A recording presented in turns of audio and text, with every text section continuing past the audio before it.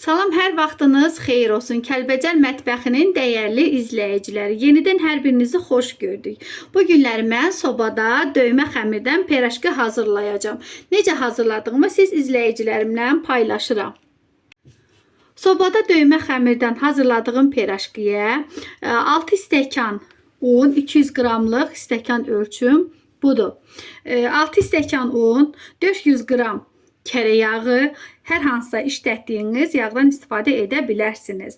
1 çay qaşığı duz, 1 paçka qabartma, 300 qram simitan, 1 ədəd qabartma tozu, 2 ədəd yumurtanın sarısını əlavə edirik. Bismillah.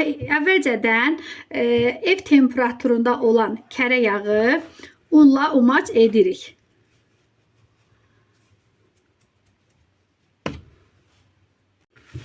Artıq umac hazırdır. Əvvəlcədən duzu əlavə una etmişdim. İndi isə digər ərzaqları əlavə edirəm. Unu bir kənara qoyub 2 ədəd yumurtanın sarısını, simitanı əlavə etmişəm. Bir paçkada qabartmanı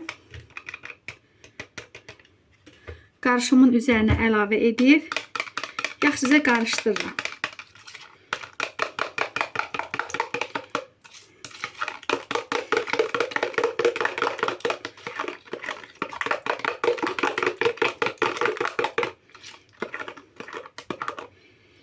Əlavə edirik umacın içinə.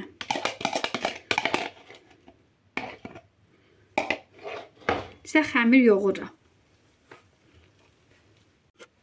Artıq xəmirim hazırdır. Mən ümumilikdə 6 stəkan yarım un əlavə etdim. Yarım dedikdə bu qədər nəzərdə tuturuq. İndi isə mən xəmirimi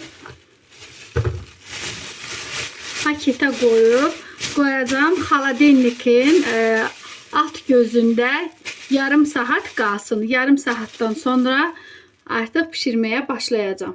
Xəmirimi soyuducudan çıxardıb artıq kündələrə bölürəm.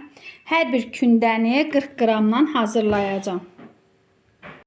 Artıq kündələrimiz də hazırdır. Kündələri də hazır etdikdən sonra üzərini istiricləyib 10 dəqiqə gözlədirəm.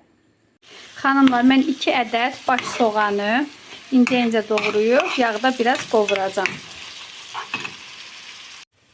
Artıq kartof da soyutma oldu. Kartof soyutma olduqdan sonra suyunu süzüb əzirəm.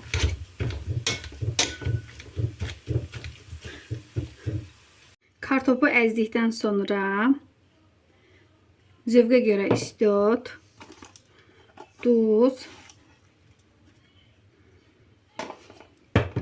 sarı kök əlavə edirəm. İçliyini əlavə edirəm. Siz istəsəniz saskadan, kalpasadan içərisinə Holland pendiri də əlavə edib pişirə bilərsiniz.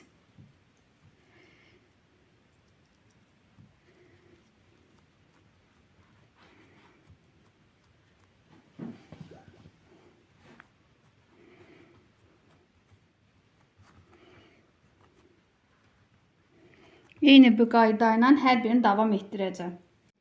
Hər birini hazırladıqdan sonra üzərini də istiriclədim, yarım saat gözlətdim və üzərinə 2 ədəd yumurtanın sarısı ilə 1 xörək qaşığı bitki yağı əlavə edib üzərinə çəkəcəm.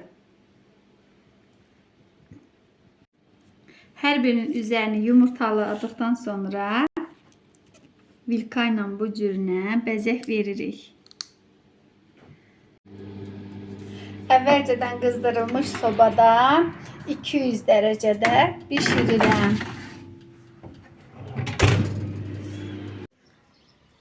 Əziz xanımlar, bu da mənim hazırladığım sobada döymə xəmirdən piraşki. İnanın, o qədər dadlı, o qədər gözəldir ki, siz də mənim reseptimlə içsəniz çox bəyənəcəksiniz. Əziz Kəlbəcər mətbəxinin dəyərli izləyiciləri, əgər videomu bəyəndinizsə kanalıma abunə olub dəstək olmağınızı unutmayın. Hər birinizə təşəkkür edirəm.